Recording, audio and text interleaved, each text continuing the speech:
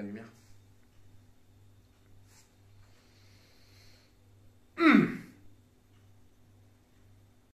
Fuck the population. What's up les boys? Vous voyez, là c'est sûr, ce soir, je vais rentrer, je vais devoir prendre l'isopaïne parce que j'ai déjà commencé à crier. Il est 1h30. Attendez, je vais faire un test. Suivez-moi. On va faire un test.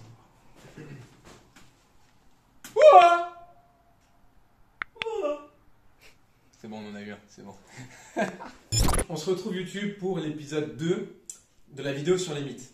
Donc je pense qu'il faudrait qu'on achète une blouse blanche et que j'ai des lunettes parce que ça fait plus intelligent et on le sait très bien, l'habit fait le moine. Donc du coup, il faut que j'ai l'air intelligent pour comme ça les gens vont croire ce que je dis sans que j'ai à expliquer quoi que ce soit. Qu'est-ce que t'en penses?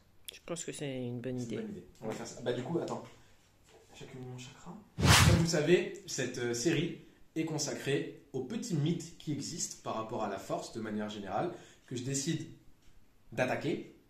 Et évidemment, à chaque fois que je le fais, je donne un maximum d'arguments pour que les gens, pour que vous, derrière vos écrans, vous puissiez vous faire votre propre idée par rapport aux arguments que je développe, aux idées que je développe. Et je vous dis pourquoi je pense que ce sont des mythes et que vous méritez mieux que ça. Et du coup, je vous donne des infos pour avancer. Téléportation. Aujourd'hui, les boys, on va parler de squat. Et on va parler d'un truc qui revient beaucoup au squat. C'est le fameux El Famoso. Faut squatter tout dos droit parce que si tu squattes dos penché, tu vas te faire mal au dos, tu vas te blesser. Squat good morning, le seul vrai squat. Si vous avez trouvé qui j'imite, ça se passe en commentaire. Alors, je vais prendre ma Air Bar pour vous présenter le premier point. Concrètement, pour essayer de vous donner un maximum d'informations, l'angle de votre buste au squat, donc à savoir est-ce que j'ai le buste droit, donc à savoir plutôt perpendiculaire au sol, ou au contraire plutôt diagonal au sol, donc moins perpendiculaire, va être déterminé par deux facteurs essentiels, en plus de simplement votre anatomie. Donc en fonction de la longueur de votre buste, la longueur de vos jambes, votre mobilité, etc. Tout ça, ça va jouer, mais il y a surtout deux facteurs qui vont être déterminants en dehors de cet aspect purement anatomique individuel. C'est premièrement la position de la barre sur votre dos, et deuxièmement, votre style de squat, plutôt hanche, plutôt genou, et là je fais référence à une vidéo qu'on mettra dans les fiches. Premièrement, la position de la barre sur votre dos. Ce qu'il faut comprendre, c'est que dans tous les cas, votre corps va essayer de s'adapter pour faire en sorte que la barre soit au-dessus de votre centre de gravité. Donc concrètement, lorsque on trace une ligne imaginaire ici, il y a la moitié de votre corps devant et la moitié de votre corps derrière la barre. Donc si vous êtes en barre haute, donc à savoir la barre sur les trapèzes, lorsque vous allez squatter, vous allez devoir justement rester le plus droit possible au niveau de votre dos pour faire en sorte que votre barre reste au-dessus de votre centre de gravité. Donc encore une fois, on trace une ligne avec la barre, moitié du corps devant, moitié du corps derrière. Donc si je devais squatter avec la barre dans cette position, pour qu'elle reste au-dessus de mon centre de gravité, je devrais descendre le plus droit possible pour maintenir cet aspect-là. Ça, c'est pour le squat classique, dit squat barre haute, squat magrin, squat magrini. La magrinerie n'est jamais finie, hashtag. Cela dit, en force athlétique, ce qu'on fait, c'est du squat barre basse, aka low bar squat, aka good morning squat. Donc, concrètement, au lieu d'avoir la barre ici, souvent, on a la barre là. Et là, comme vous pouvez le constater, si jamais j'étais droit au niveau de mon dos, là, vous voyez bien que si on trace une ligne avec la barre, j'ai l'entièreté de mon corps devant la barre et j'ai rien derrière la barre. Ce qui fait que si, là, j'avais une barre dans le dos avec, je vous dis une connerie, 100 kg, ben, probablement que c'est ça qui se passerait. Concrètement, lorsqu'on a la barre en barre basse, qu'est-ce qu'on est obligé de faire pour maintenir la barre au-dessus de notre centre de gravité? On est obligé de pencher le buste en avant.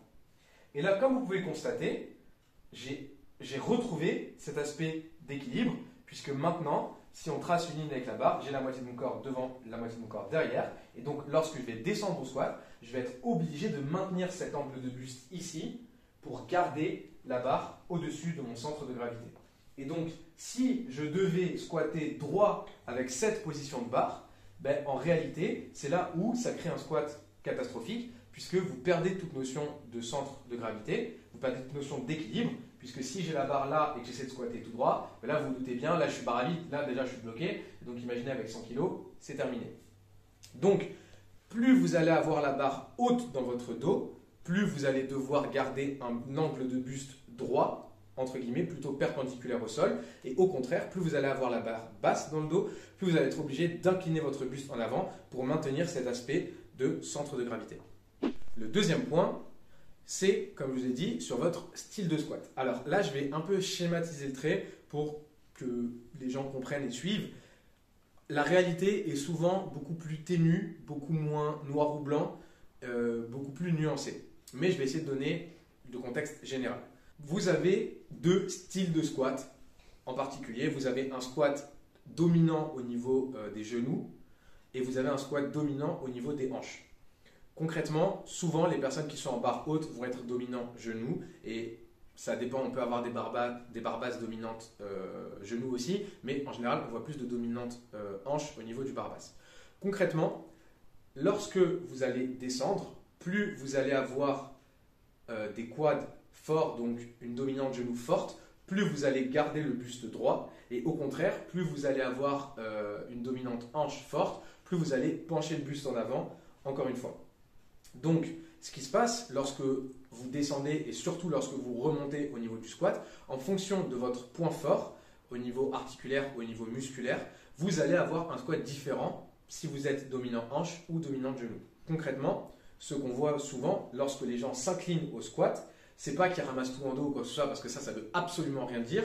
En fait, ce qui se passe, c'est que les genoux de l'athlète reculent.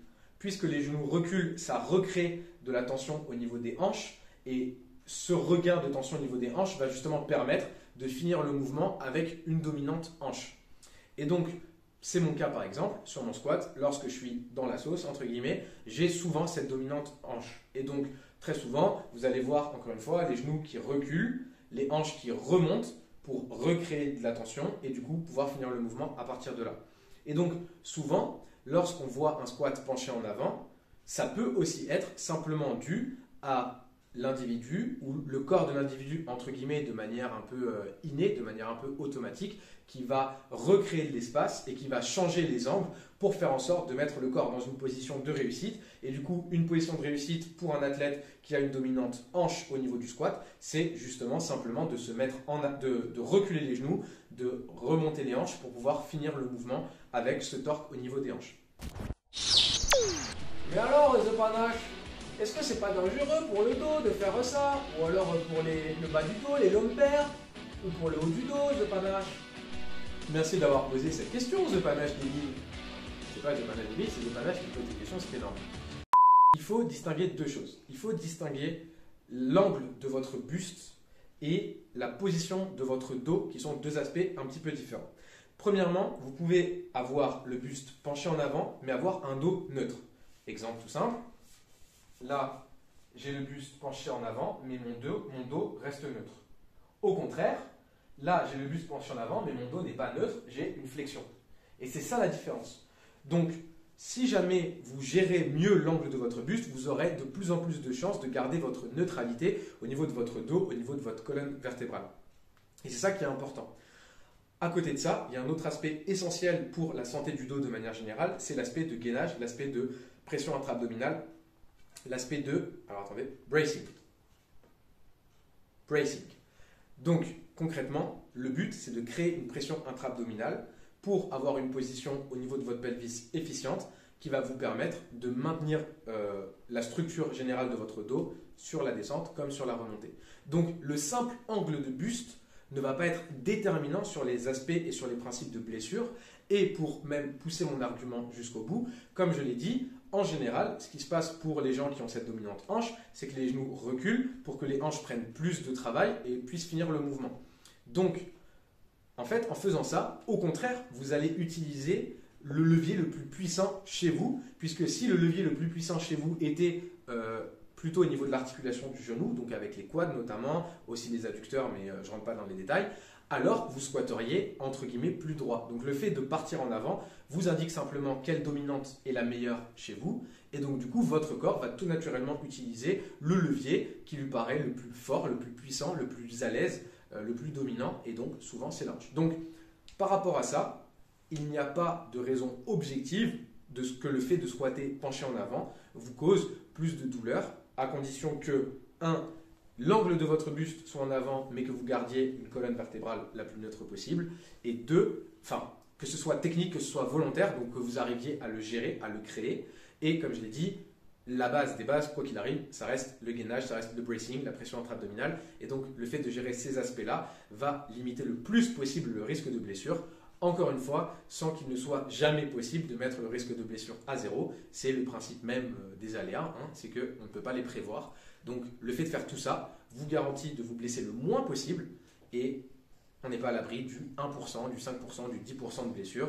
Mais c'est comme tout, si vous traversez la rue encore une fois et que vous avez le feu piéton vert et que vous avez le feu automobiliste rouge, mais qu'il y a un connard qui passe et qui ne regarde pas le feu rouge, vous avez fait tout ce qu'il fallait, vous faites quand même percuter, c'est la faute à pas de chance. C'est un peu pareil sur ce concept-là. Alors un aspect que mon manager, monteur YouTube, mon analyste financier aussi, qu'est-ce que t'es? Femme de ménage, cuistot. Ah ouais. Là, je vais avoir toutes les associations de féministes dans les commentaires.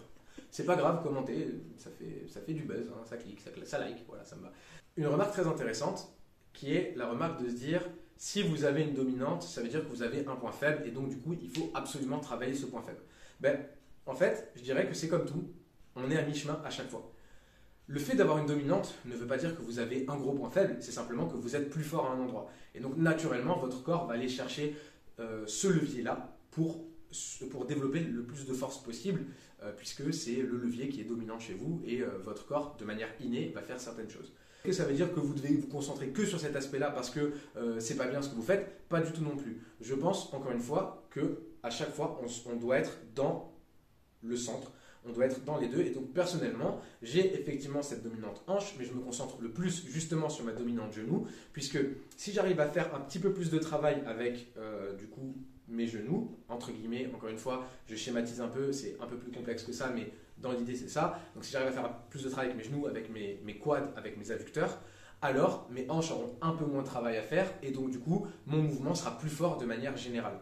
Donc c'est un peu vers ça qu'il faut se diriger. Les dominantes sont simplement une indication sur comment votre corps fonctionne, et à partir de là, le but c'est de créer des stratégies pour le mettre encore plus en position de réussite. Et souvent, si vous êtes trop fort à dominante hanche, ça peut être intéressant de rajouter un peu de genou, et si vous êtes trop fort à dominante genou, ça peut être intéressant de rajouter un peu de hanche.